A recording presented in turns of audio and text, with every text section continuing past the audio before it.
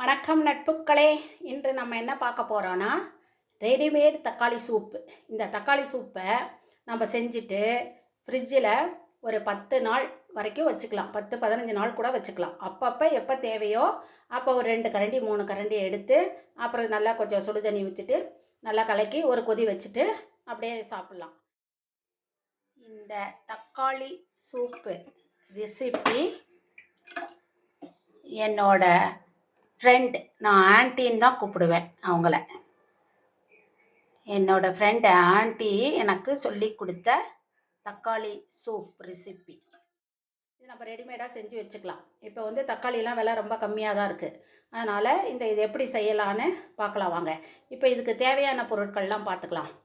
தக்காளி உங்களுக்கு எவ்வளோ தேவையோ அவ்வளோ தக்காளி எடுத்துக்கலாம். நான் இன்றைக்கி வந்து பெருசாக ஒரு 7 தக்காளி எடுத்து கட் பண்ணி வச்சுருக்கேன். அப்புறம் இஞ்சியும் பூண்டும் தட்டி வச்சுட்டேன். தேவையான அளவு உப்பு எடுத்து வச்சுருக்கேன்.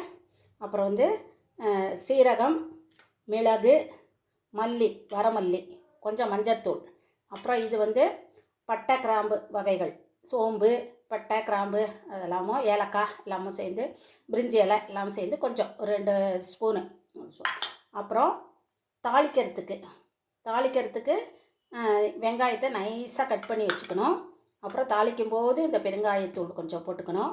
தாளிக்கும்போது இந்த கொத்தமல்லி தழை இதெல்லாம் மேலாக தாளித்து கொட்டுறதுக்காக அது வச்சுருக்கேன். இப்போ இதை எப்படி செய்யலான்னு பார்க்கலாம் வாங்க. ஒன்று சொல்ல மறந்துட்டேன், வெண்ணெய் கொஞ்சம் வேணும் தாளிக்கிறதுக்கு வெண்ணெய். இப்போது அடுப்பு பற்ற வச்சு நான் குக்கர் வச்சுட்டேன். குக்கரில் வச்சுட்டு ஒரு ஸ்பூனு வெண்ணெய் போட்டால் நல்லா டேஸ்ட்டாக இருக்கும். அதனால் ஒரு ஸ்பூன் வெண்ணெய்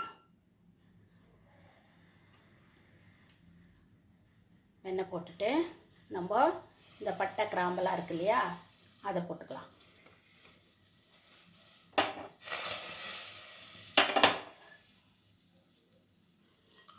பட்டை கிராம்பு, ஏலக்காய், அது பூ, பிரிஞ்சி இலை எல்லாம் போட்டுட்டு ஒரு வதக்கிட்டு மிளகு ஒரு 3 டேபிள் ஸ்பூன் மிளகு, சீரகம் 3 டேபிள் ஸ்பூன், மஞ்சள் தூள் ஒரு சிட்டிகை,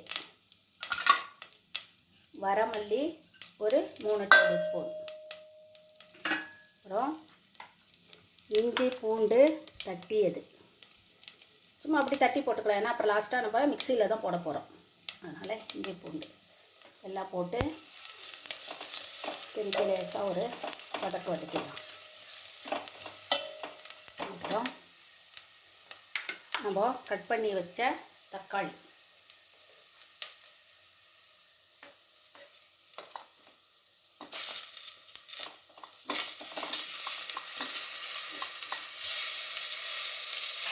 போட்டு நல்லா ஒரு வதக்கிட்டு தேவையான அளவு உப்பு,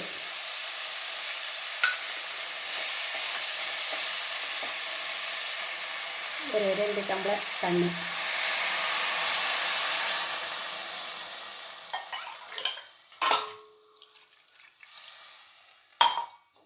ஊற்றி ஒரு கலக்கிட்டு மூடி போட்டு ஒரு 5 விசில் வச்சுக்கலாம். மூடி போட்டு மேலே ஆவி வந்ததும் வெயிட் போட்டு ஒரு 5 விசில் வந்ததும் ஆஃப் பண்ணிவிட்டு உங்களுக்கு காமிக்கிறேன். 5-6 விசில் வச்சிட்டோம். இப்போது விசில்லாம் போயிடுச்சான்னு பார்த்துட்டு திறந்து பார்ப்போம்.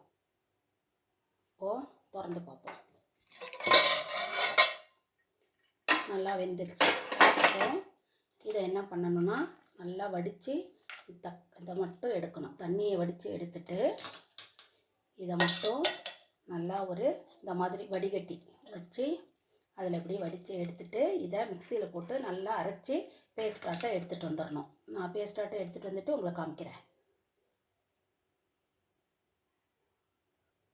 இது அப்படியே ஒரு தட்டில் போட்டு நல்லா ஆற வச்சுட்டு மிக்சியில் அரைச்சி இதே வடிகட்டியில் நல்லா வடிச்சிட்டு உங்களுக்கு எடுத்துகிட்டு வந்து காமிக்கிறேன்.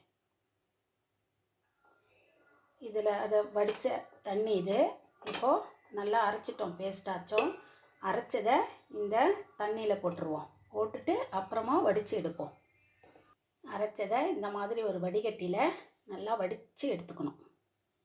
திப்பி இல்லாமல் எடுத்து போட்டுடணும். வடித்து எடுத்தது பாருங்கள், இந்த அளவுக்கு திக்காக இருக்கும். நல்லா திக்காக இருக்கும். இதை என்ன பண்ணால் இதை ஒரு தாளிப்பு எதிர் கொடுத்துக்கலாம். அடுப்பை பற்ற வச்சு வானல் வச்சு கொஞ்சமாக வெண்ணெய் போட்டுட்டு வெண்ணெய் காஞ்சதும் இந்த சின்ன வெங்காயத்தை சின்னதாக கட் பண்ணி வச்சுருக்கோம் இல்லையா, அதையும் கொத்தமல்லி தழை சின்னதாக கட் பண்ணி வச்சுருக்கோம், இதையும் கொஞ்சம் நல்லா ஒரு வதக்கிட்டு நம்ம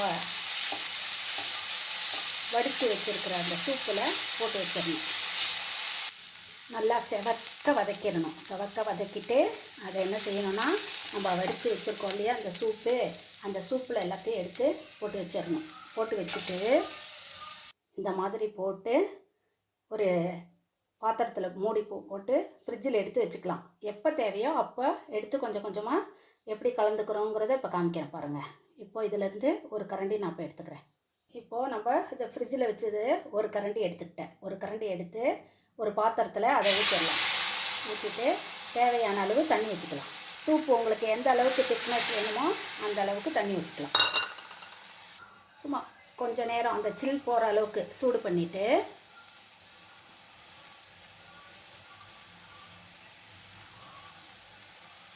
இது நல்லா கொதித்ததும் அதை எடுத்து அது கப்பில் போட்டுடலாம். கப்பில் ஊற்றிட்டு நான் வந்து ப்ரெட்டு கட் பண்ணி இந்த மாதிரி ஒரு பாத்திரத்தில் வச்சுருக்கேன். சம்பளத்தில் டைட்டாக இந்த மாதிரி நீங்கள் ப்ரெட்டை கட் பண்ணி நெய்யில் வறுத்து இதை பொரித்து இதில் எடுத்து போட்டு வச்சிட்டிங்கன்னா எப்போ நம்ம இந்த சூப்பு பண்ணுறோமோ அப்போ அந்த சூப்பில் கொதிக்க வச்சதுக்கப்புறம் இந்த மாதிரி இப்படி போட்டுக்கலாம். கார்ன்ஃப்ளெக்ஸ் இருந்தாலும் அதையும் ஒரு டப்பாவில் வச்சுருந்தீங்கன்னா அதையும் ஃப்ரெஷ்ஷாக இதில் போட்டுட்டு அப்படியே சாப்பிட்டோன்னா சூப்பு சுவையாக சூப்பராக இருக்கும். நீங்களும் இதே போல் சூப்பு செஞ்சு சாப்பிட்டு பார்த்து உங்கள் கருத்துக்களை சொல்லுங்கள் மக்களே. நன்றி, வணக்கம்.